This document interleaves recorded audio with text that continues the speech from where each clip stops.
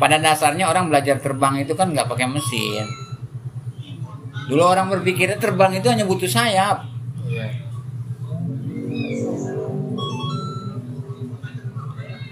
Akhirnya bikin layangan. Nah, itu kan.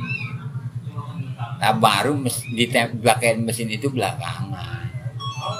Setelah kita pengen ini butuh waktu lebih cepat. Jadi kalau ngandalin kecepatan angin dan sebagainya aja, nah, itu kan nggak pakai mesin tuh cuma ngandalin itu tadi. Tapi kalau udah pakai mesin itu kan lu nggak perlu ngandalin angin dan sebagainya, lu bisa ngelawan angin kok. Itu bedanya. Gitu.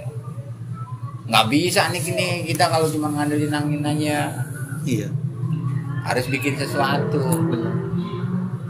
Itulah tentang pesawat sekilas. Sama semuanya. Mesin itu di saat kita udah ngomong mesin tinggal tergantung. Tinggal penempatan. Lo mau bikin gimana? Coba kayak mobil. Iya. Nih gampang dah nih. Motor rata-rata kan begitu harus pakai gear. Iya. Terus pakai rantai begitu, muternya di belakang. Iya. Kalau mobil kan ada yang blonjor, ini pakai kopel. Iya, ada yang pakai kopel. Sekarang kan gini nah. Di situ kita belajar gigi sebenarnya. Gigi ada yang miring kan dari yang begini lebar, seharusnya kan nautnya di sini kan. Iya. Ada yang dibikin buat muter ke sono kan giginya kan kayak segitiga kan. Iya. Ada yang begitu.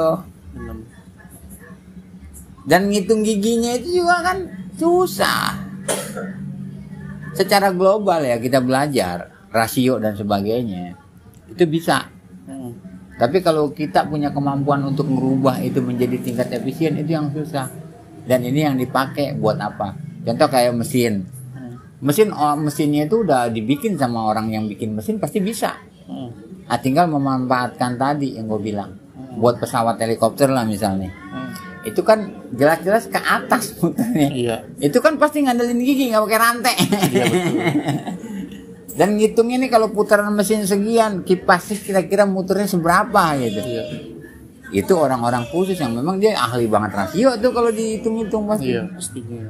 Nah, dia mendalami ke situ. Iya. Sehingga tadi dia bisa menghasilkan rasio yang memang mampu menghasilkan putaran dari putaran mesin. Putaran mesin itu biar gimana pun terbatas. Iya. Mesin kita bikin nih, nggak mungkin mesin itu muter sampai misalnya 30.000 RPM. Iya. Jarang. Normal standar mesin gede.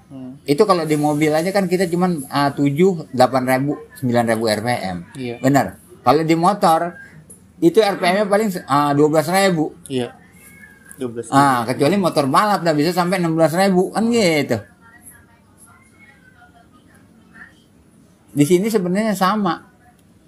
Ada dua ketentuan. Ada yang mesin itu dibikin memang punya tenaga gede, dia nggak perlu sampai RPM-nya tinggi. 9.000 cukup. Dia mampu muter benda yang lebih berat. Nah, putarannya itu. Nah, dari 9.000 RPM atau dia normalnya nanti kalau lagi jalan itu pakai 6.000 RPM dah. Yang sering kepake nih kalau mau dikebut sampai 9.000 bisa, rata-ratanya 6.000 RPM. Nah, putaran ini maksimal nggak? Itu kan perbandingan yang dipakai. Di saat di sini 6.000, wah ini pasti meternya harus segini, baru dia bisa terbang. Nah, kalau digeber lagi bisa lebih cepat lagi. Kalau di saat putaran awal nggak usah ditanya. Iya.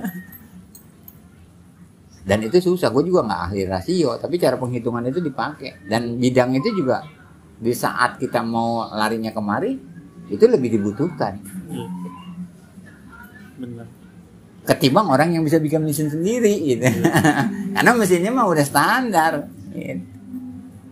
Sama di saat lu udah bisa bikin mesin nih, jebret. Mau buat apa nih Nang? Pesawat udara penumpang, ya, otomatis kan beda. Bobotnya lebih berat, daya dorongnya, dan pemanfaatan elektriknya kan gitu kan yang lebih. Nah mesinnya kan paling yang dipikirin mesin cadangan sama mesin utamaan gitu. Iya. Ada ya? Ada lah. Kalau mesin utama mati darurat tuh kekuatannya hanya berapa lama kan gitu. Yang diperhitungin sebenarnya apa? mesin itu di saat memang udara tinggi kan itu kan, nah tetap hidup nggak? Iya. Itu dari insinyur mesin itu cuma itu. Iya. Lebih pada itu ya. Lebih kepada itu. Contoh gini, kita daerah dekat pantai nih, udaranya kan, Iya. perbandingan udara sama airnya kan, nah, yang di gunung, Iya. nah, kalau di kita nih tingginya cuma segini. Coba kalau model kayak di Tibet, Iya. itu kan tinggi banget tuh sampai dingin banget.